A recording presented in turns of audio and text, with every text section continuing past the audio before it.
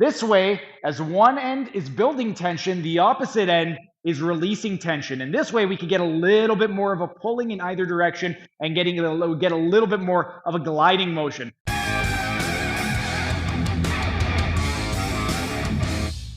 And while we were resting, let's continue with our nerve gliding exercise demonstration. And right now, I'm going to be showing you guys how we can release tension on the sural nerve. If you recall, a few days ago, I showed you how to perform the prone sural nerve tension test. And if that test was positive, we can perform this exercise right over here to release some tension on the sural nerve. For the exercise, we're going to be in a standing position. And well, it doesn't really matter if you're up against a wall, holding onto a chair. I've got the massage table over here, so I'm just going to be propping myself up against the massage table. But first thing that we want to do is just to get the setup position right, we want to take that knee into flexion. Now, from here, first thing is go into dorsiflexion of the ankle by pointing those toes toward the shin for 3 to 5 repetitions. And then we want to ask ourselves, are my symptoms getting better, worse, or are they staying the same? If you notice that your symptoms are either getting worse or they are staying the same, we would immediately want to stop with the exercise because we don't want to exacerbate our symptoms. But if your symptoms have immediately improved, what we would do is maintain that knee flexion and do 20 repetitions of dorsiflexion.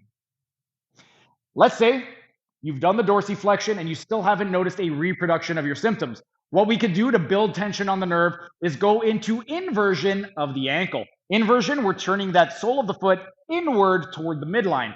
So we got that knee in flexion, we got dorsiflexion, and then we're turning that sole of the foot inward 3 to 5 repetitions. And we would want to ask ourselves, are my symptoms getting better, worse, or are they staying the same?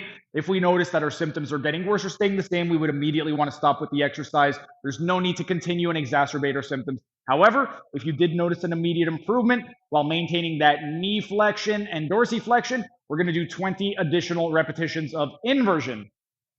Last step, if you haven't noticed any reproduction of your symptoms while having that knee inflection, dorsiflexion, and inversion, from here, we would go ahead and we would want to gently extend the knee. We're going to do that for 3 to 5 repetitions.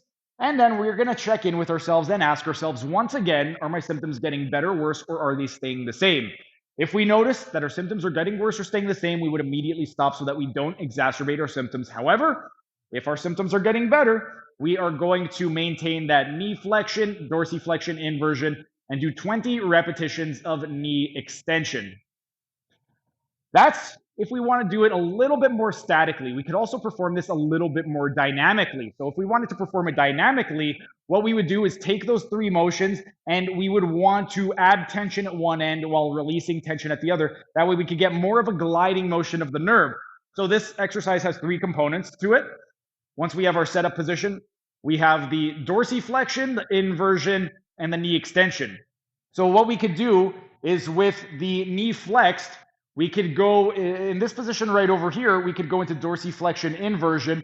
And then as we go into knee extension, we could go into plantar flexion eversion. And as we go into knee flexion, change to dorsiflexion inversion.